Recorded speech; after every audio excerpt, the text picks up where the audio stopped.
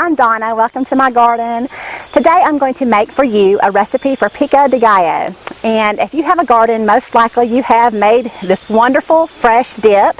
And you know, you can use pico on a lot of different things. You don't have to use it just for a dip with chips, but you can use it as a topping on tacos and fajitas and even hot dogs. So if you have a garden, I want to show you a way to make this that is going to be very fresh and delicious. There's one step that a lot of people, I think, skip, or maybe they don't even know to do it, to make your pico just wonderful. So what I want to do today is just go through the garden and pick up a few things. Unfortunately, the main ingredient, or one of the main ingredients in pico, are tomatoes, and I don't have red tomatoes right now. Mine are still green. It's early June, but I did pick up some wonderful tomatoes yesterday at the store. And for Pico De Gallo, you want to get a really meaty tomato, like a beefsteak. It's loaded with flavor. Beefsteaks are wonderful. Or you'll want to get something else that's very meaty, but not a lot of seeds. We're going to take the seeds out anyway, so you use what you've got coming out of your garden, because as long as it's a fresh tomato, it's going to be good. I promise you that. And what I do have right now, however, is some cilantro. It's glowing in the sun. It has white flowers. It's bolting, so it's trying to go to seed.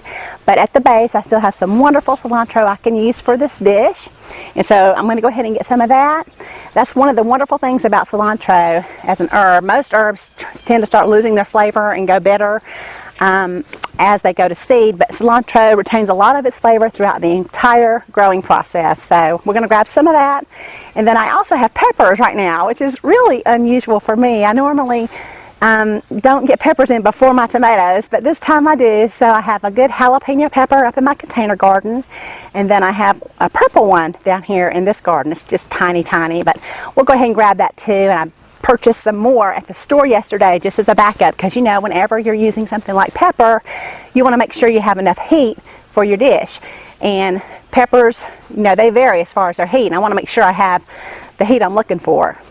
So this is really, really easy. I went ahead and took that extra step I was telling you about. I did that last night, and so right now it's in the morning. I'm going to mix this up. We're going to have this afternoon.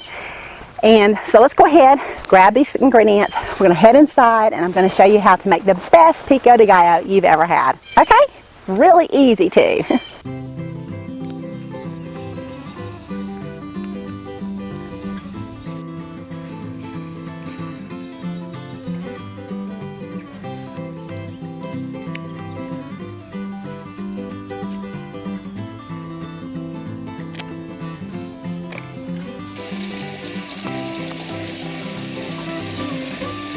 Some of the best Pico De Gallo that I've ever had a wonderful sweet tomato taste when I first bit into it, and then it had a nice mild onion, but the onion had a lot of crunch, and the ratio, honestly, of the tomato to the onion was about equal.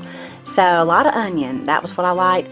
And then of course you have just some simple ingredients added to that, like your peppers and your lime juice and some cilantro. So easy and so refreshing. So let me show you what I like to do here. I'm going to take my onion, and this is a sweet onion. I'll just dice it down. You can use a white onion or sweet onion for this. And we are going to soak it in ice cold water. Soak these for about 30 minutes, and then you'll drain them and rinse them, and then you'll soak them again for another 30 minutes, and then rinse them and drain them. And then for the final part, you can go ahead and put them in a casserole dish in some more water and cover it really good, and you'll put that in your refrigerator to stay overnight until the next morning when you're ready to make it. I like to do this the night before because the kitchen really starts to smell like onions, and if you're having guests over or something, you don't want your whole house smelling like onions when they arrive. So I like to do this the night before. What you're doing by rinsing them in water like this is you're taking away a lot of that strong onion flavor. You're going to reduce that really strong onion flavor by about probably 50 to 70%, depending on the onion that you start with. So I really like the result of doing this initially before we put the dip together.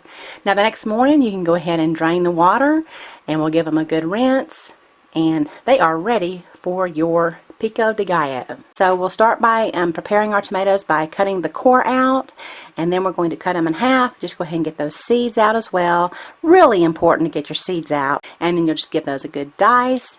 And now we can get our peppers ready. I prefer to use the jalapeno peppers for this, and you can remove your seeds and your membrane. The membrane is where most of the heat is. It's always nice to wear gloves when you're working with hot peppers, and sometimes when they're really fresh from your garden, they'll just squirt water out everywhere when you're cutting on this, and sometimes goggles are in order as well. Make sure you chop them up very good. You don't want a big bite of jalapeno. Well, maybe you do, but most people probably don't want a big bite of jalapeno in their mouth. And then you can juice your lime, and I'll go ahead and strain out any kind of pulp or seeds that might have been in there. And now for the cilantro, I'm using mostly the leaves. I removed a lot of the stalk and stems. They can just sometimes be a little bit tough, so since I'm just chopping this up very loosely, I decided not to use those. And then to my tomatoes, I'm adding the onions, and then we'll add our peppers, and I'm putting just 1 tablespoon of lime juice in at this point. And a little bit of salt. We'll give it a good mix. So I'm putting all of the measurements in the description area below.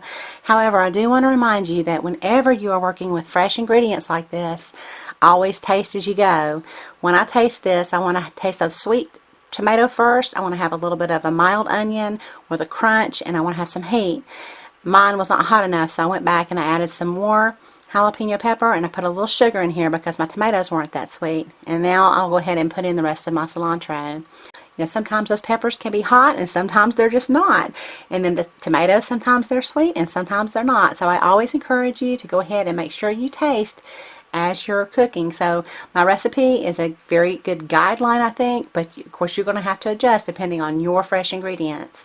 So I hope you can try this out. It's just wonderful. I usually keep it a batch this large in the refrigerator for about 3 days, a family of 4, and we use it on all kinds of things. It's just wonderful.